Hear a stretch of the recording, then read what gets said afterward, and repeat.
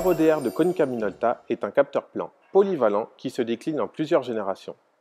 L'ARODR HQ, capteur premium, deuxième génération, avec une résolution de 175 microns.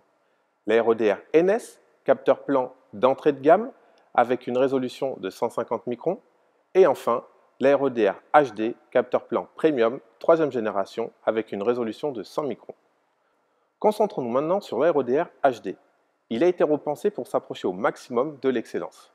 Son nouveau design, pour une meilleure prise en main et un poids revu à la baisse, faciliteront les manipulations diverses du capteur. Une haute durée de vie, de par sa nouvelle surface monocoque, une capacité de charge pouvant supporter jusqu'à 400 kg, une résistance aux chutes jusqu'à 1,20 m de hauteur, son étanchéité avec sa norme IPX6 et son condensateur vous apporteront un gage de longévité et de sérénité. Revenons un moment sur le condensateur.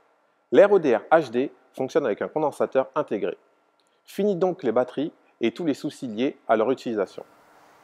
Avec une charge de 0 à 100% en 30 minutes, l'ARODR HD permet une très grande autonomie, pouvant aller jusqu'à 5 heures.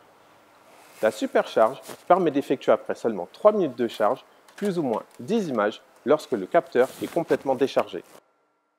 De conception et de fabrication 100% japonaise, Konica Minolta a choisi de ne faire aucun compromis sur l'utilisation, la qualité d'image et le post-traitement.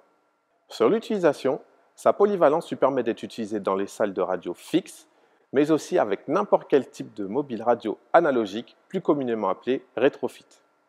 Sur la qualité d'image, l'ARODR couplé à la console d'acquisition CS7 allie simplicité, ergonomie et qualité post-traitement. Cette console propose une multitude de protocoles d'examen par défaut, pouvant être personnalisés en fonction des besoins précis de l'utilisateur.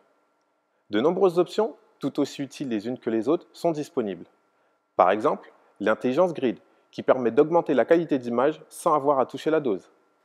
Le tube gauze, permettant l'affichage en surbrillance du tube et de la gaze. Ou encore, le Study Combine Move, donnant la possibilité à l'utilisateur de créer manuellement un patient pour ensuite pouvoir, une fois l'examen terminé, le fusionner avec les infos patients récupérées de la worklist. Elles sauront vous apporter une certaine sérénité lors de vos différentes prises d'examen.